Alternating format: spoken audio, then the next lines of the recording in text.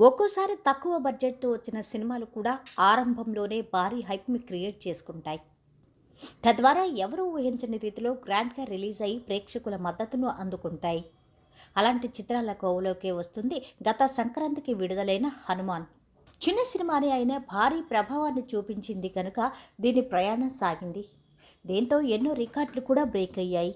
ఈ నేపథ్యంలో 'హనుమాన్' మూవీ సక్సెస్‌పై తెలుగు బడా డైరెక్టర్ షాకింగ్ రియాక్షన్ ఇచ్చారు. ఆ రియాక్షన్ ఏంటంటే, తేజ సజ్జా హీరోగా ప్రశాంత్ వర్మ తెరకెక్కించిన చిత్రమే 'హనుమాన్'. రియల్ సూపర్ హీరో అయిన ఆంజనేయ స్వామి నేపథ్యంతో రూపొందించిన ఈ చిత్రం సంక్రాంతి కానుకగా వచ్చింది. దీనికి ఆరంభంలోనే పాజిటివ్ టాక్ రావడంతో ప్రేక్షకుల నుంచి స్పందన కూడా భారీ స్థాయిలోనే లభించింది. ఫలితంగా ఈ చిత్రానికి అదిరిపోయే ఓపెనింగ్స్ కూడా లభించాయి. విజువల్ వండర్గా రూపొందించిన 'హనుమాన్' మూవీకి ప్రేక్షకులు ఇప్పటికీ మంచి స్పందన అందిస్తున్నారు. దీంతో ఈ చిత్రం నెల దాటిన 300 థియేటర్లో ప్రదర్శితమవుతోంది. అదే సమయంలో ఈ చిత్రం ప్రపంచవ్యాప్తంగా 155 కోట్ల పైగా వరకు షేర్లు వసూలయ్యాయి.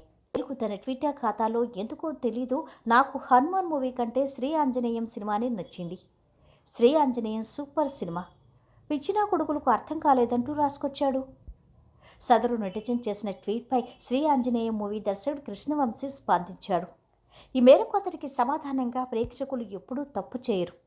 వాళ్లకు నచ్చకపోవటం అంటే సినిమా వాళ్లకు చేరడంలో సమస్య ఉండి ఉండొచ్చు.